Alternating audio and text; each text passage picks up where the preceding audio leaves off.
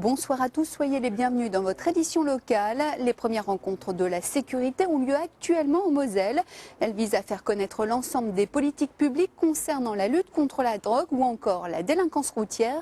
C'est ce que nous verrons dans un instant. Mais tout d'abord, voici les autres titres de l'actualité de ce jeudi 17 octobre. 6 nouvelles chaînes de la TNT disponibles en Moselle à partir de mardi prochain. Explication dans un instant. Et puis en tennis de table, nous verrons comment les joueuses du club messin ont préparé leur premier match à domicile en Ligue des Champions. Ces logos, vous les connaissez peut-être déjà si vous avez le câble ou la DSL. Ce sont les 6 nouvelles chaînes de la TNT.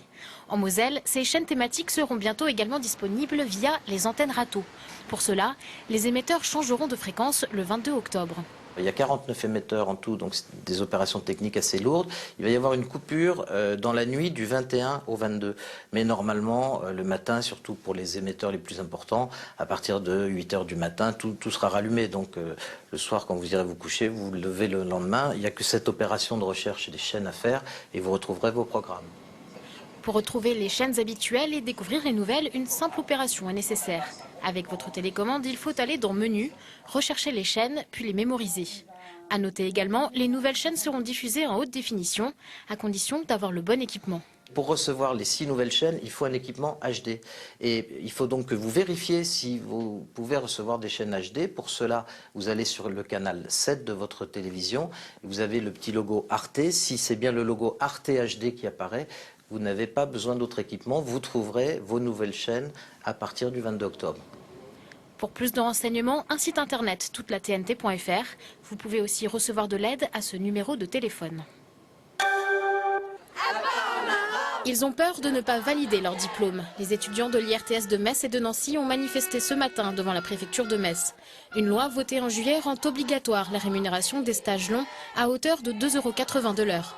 Mais les structures n'ont pas les moyens de payer et refusent donc de prendre des stagiaires. Un casse-tête pour les futurs assistants sociaux et éducateurs. On est pour la rémunération des stages, mais il faut que l'État, parce qu'on passe quand même un diplôme d'État, il faut que l'État nous soutienne et l'État débloque des fonds. On n'est pas contre cette loi, on est contre le fait qu'ils mettent cette loi sans réfléchir derrière que les structures n'ont pas l'argent et qu'ils ne peuvent pas nous prendre. Réunion ce matin de la commission locale d'information de la centrale nucléaire de Cattenom avec une grande nouveauté. Désormais, des observateurs luxembourgeois et wallons assisteront à cette commission qui se réunit 2 à 3 fois par an et où siègent déjà nos voisins allemands.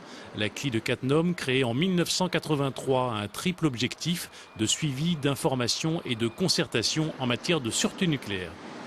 Lutte contre la drogue et la délinquance routière. Durant 2 jours, les forces de l'ordre quadrillent le terrain pour faire connaître leur métier. L'idée, c'est aussi de changer leur image et pourquoi pas de recruter. Brandir une canette de boisson énergisante pour parler de conduite à risque. L'image est volontairement accrocheuse, tout comme le discours. Et c'est bien là l'idée de ces premières rencontres de la sécurité, interpeller le grand public pour faire passer le message. On ne fait pas de morale, on ne diabolise pas, on ne focalise plus, et pas du tout même, et on échange simplement, on informe. À quelques kilomètres de là, c'est le véhicule de la brigade d'intervention rapide qui est présenté à proximité d'un stage de conduite en état d'alcoolémie. Là encore, efficacité garantie. On n'a pas de repères, quoi. Enfin, on est désorienté. Enfin, s'ils ne m'avaient pas corrigé, je pense que j'aurais écrasé plus de plots. Enfin, je trouve que c'est une bonne simulation, c'est bien de faire ça. Là, vraiment, ils nous mettent vraiment le nez dedans et ça fait réfléchir. Une opération de sensibilisation et de séduction. Derrière le rappel à la loi, l'idée est aussi de faire changer les mentalités et qui sait pourquoi pas de recruter. Il faut leur dire que le métier de policier, c'est finalement un métier comme plein d'autres et que les gens, ils sont comme tous les autres. C'est pas que la répression, la police nationale, c'est une panel de métiers qui est très varié. Une première opération qui en appelle d'autres. Après l'armée, c'est désormais au tour des forces de l'ordre de communiquer pour tenter de faire évoluer leur image au sein de la société. Action de dépistage aujourd'hui à l'hôpital Robert Schuman de Metz. Un dépistage peu connu du grand public, celui de l'insuffisance rénale. Des maladies qui dans 30 % des cas sont dépistées trop tardivement. La maladie rénale est une maladie silencieuse qui s'exprime par quelques symptômes qui sont totalement inspécifiques, comme l'hypertension artérielle, la fatigue. Et il est important de dépister par des moyens biologiques, essentiellement les bandelettes urinaires qui peuvent montrer des anomalies au niveau du sédiment urinaire et orienter vers une consultation spécialisée. Un dépistage précoce permet de ralentir la progression de la maladie, voire de la stopper, et de faire en sorte que bon nombre de personnes ne passeront jamais par la case dialyse. Donc c'est quand même très très important.